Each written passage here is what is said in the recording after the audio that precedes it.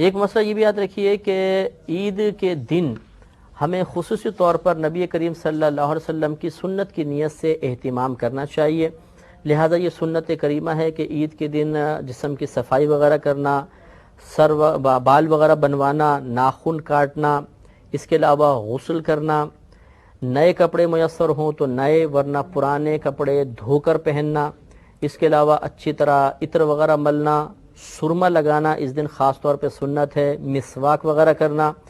اور یہ نبی کریم صلی اللہ علیہ وسلم کی عادت کریمہ تھی کہ آپ ایک راستے سے عیدگاہ میں جاتے تھے اور دوسرے راستے سے واپس آتے تھے.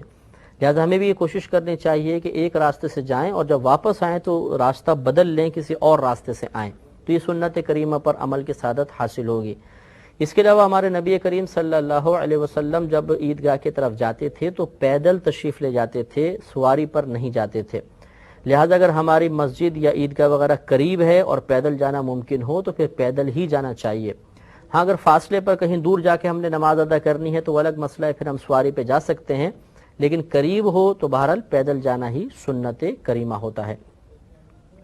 اگر عید الفطر ہے، یعنی جس کو ہم رمضان کے بعد والی میٹھی عید کہلاتی ہے، اس میں جب آپ عیدگاہ کے لیے جائیں تو جانے سے پہلے طاق عدد میں کھجوریں کھانا سنت کریمہ ہے. تو 3، 5 یا 7 کھجوریں تناول کر لیں اور اس کے بعد پھر مسجد کی طرف جائیں تو انشاءاللہ اس سنت پر ادائیگی کا ثواب بھی حاصل ہو جائے گا.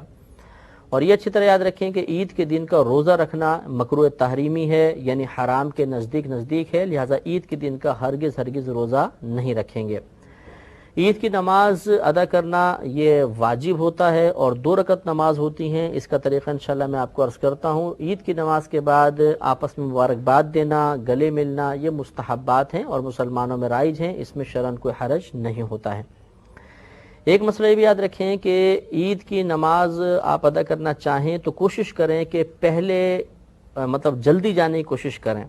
ہمارے یہاں ایسا ہوتا ہے کہ ایک تو ہم سو کر بہت دیر سے اٹھتے ہیں، پھر جلدی غسل کرتے ہیں، اور وہاں پر وہ جب خطیب صاحب دیکھتے ہیں کہ وہ مائک کی کھڑ کی آواز سنائی دیتی ہے تو پھر ہم اسپیڈ کے ساتھ بھاگ کے پہنچتے ہیں اور سب سے آخر میں مصلی بچھا کے نماز ادا کرتے ہیں.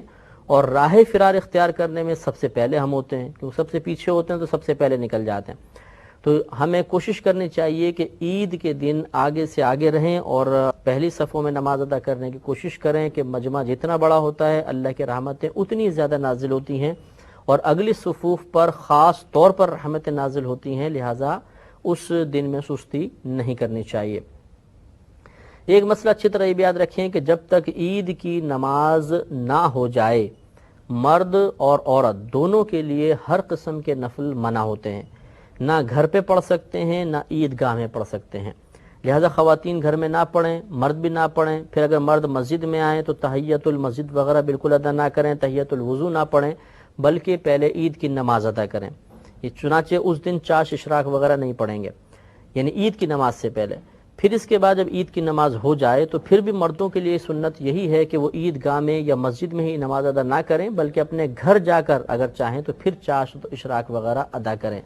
اور جو گھر کی مسلمان بہنیں ہیں وہ بھی مردوں کی جماعت کا انتظار کریں. قریب ترین مسجد میں جب جماعت ہو جائے اس کے بعد وہ گھر پر اپنے نوافل وغیرہ ادا کر سکتی ہیں، اس سے پہلے ادا نہ کریں.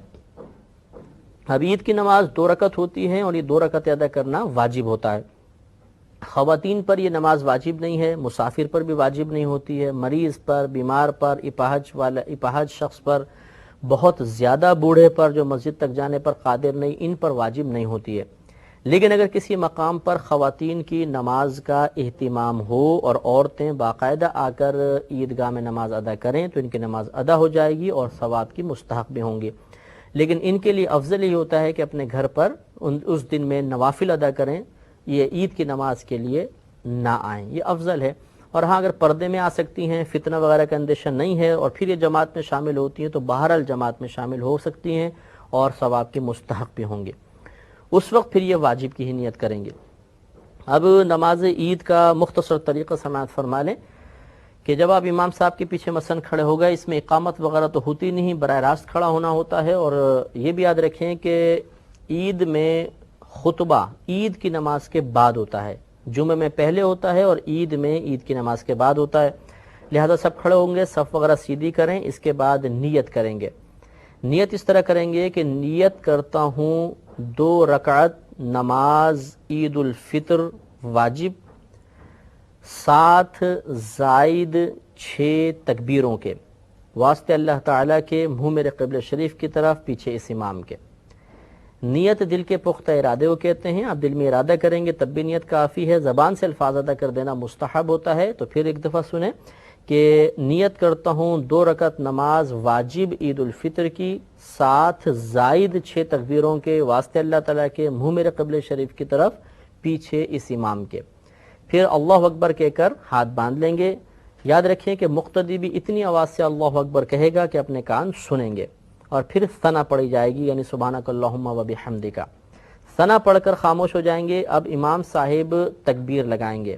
پہلے ایک تکبیر لگے گی، اللہ اکبر کہہ کر ہاتھ چھوڑ دیں گے۔ ہمیں بھی تکبیر لگانی ہے، ہاتھ چھوڑ دینے ہیں۔ پھر دوسری تکبیر لگائیں گے، پھر ہاتھ چھوڑ دیں گے۔ پھر تیسری تکبیر لگائیں گے اور ہاتھ باندھ لیں گے۔ گویا کہ یہاں تک 4 تکبیریں ہوئیں۔ پہلی تکبیر جب ہم نے لگائی تو اس کے بعد ثنا پڑھی، پھر دوسری اور تیسری تکبیر لگا کر ہاتھ چھوڑ دیے، چوتھی تکبیر میں ہم نے پھر ہاتھ باندھے، یعنی چوتھی تکبیر کے بعد ہاتھ باندھ لیے۔ اب الحمد شریف ہوگی، سورت پڑھی جائے گی، رکوع سجود ہوگا۔ اگلی رکعت کے لیے امام صاحب کھڑے ہوں گے۔ اگلی رکعت میں پہلے قراءت ہوگی، اس کے بعد تکبیرات ہوں گی۔ اب امام صاحب قراءت کریں گے، الحمد پڑھی، سورت پڑھی۔ اب 3 لگاتار تکبیریں ہوں گی، اور ان تینوں تکبیروں میں کانوں تک ہاتھ اٹھا کر چھوڑ دینا ہے، رکوع میں نہیں جانا۔ تو اللہ اکبر چھوڑ دیں، پھر اللہ اکبر چھوڑ دیں، پھر اللہ اکبر چھوڑ دیں۔ اب جب چوتھی تکبیر امام صاحب لگائیں گے تو اس چوتھی تکبیر میں بغیر ہاتھ اٹھائے رکوع میں چلے جائیں گے، اور پھر رکوع میں چلے گئے، اس کے بعد پوری نماز مکمل کر لیں۔ تو اسی لیے ہم نے نیت میں یہ الفاظ ہم ادا کرتے ہیں کہ 7 زائد 6 تکبیروں کے، اس میں 6 تکبیریں زائد لگتی ہیں۔ چنانچہ پھر ایک دفعہ سماعت فرمائیں کہ پہلے ہمیں تکبیر لگانی ہے، اس کے بعد ثنا پڑھنی ہے، پھر لگاتار 2 تکبیروں میں کانوں تک ہاتھ اٹھا کر چھوڑ دینا ہے، اس کے بعد ایک اور تکبیر لگانی ہے، اس کے بعد ہاتھ باندھ لیں گے، پھر قراءت ہوگی، رکوع ہوگا، سجود ہوں گے۔ اگلی رکعت میں پہلے قراءت ہوگی، اس کے بعد 3 لگاتار تکبیرات ہوں گی، اور اس میں کانوں تک ہاتھ اٹھا کر چھوڑنا ہے۔ چوتھی تکبیر میں بغیر ہاتھ اٹھائے رکوع میں چلے جانا ہے، اور پھر بقیہ نماز کو مکمل کر لینا ہے۔ نماز مکمل ہو جانے کے بعد خطبہ سننا چاہیے، لیکن فرق یہ ہے کہ جمعے کا خطبہ سننا مطلب واجب ہوتا ہے جمعے میں، بلکہ خود جمعے کی ادائیگی کے لیے شرط ہوتا ہے، اور اس کا خطبہ ادائیگی کے لیے شرط نہیں ہوتا۔ اگر کسی نے خطبہ نہیں بھی پڑھا تو عید کی نماز ہو جائے گی۔ بہرحال خطبہ خوب غور سے سنیں، اور اس کے بعد پھر آپس میں مصافحہ وغیرہ کریں، گلے ملیں، اور اپنے گھر پہ واپس تشریف لے آئیں۔ تو یہ صدقہ فطر اور عیدین سے متعلق چند ضروری مسائل تھے۔ اللہ تبارک و تعالی سے دعا ہے کہ رب کریم ہمیں ان تمام مسائل کو ذہن میں محفوظ رکھنے اور بوقت ضرورت ان سے استفادہ کرنے کی توفیق عطا فرمائے۔ وآخر دعوانا ان الحمد للہ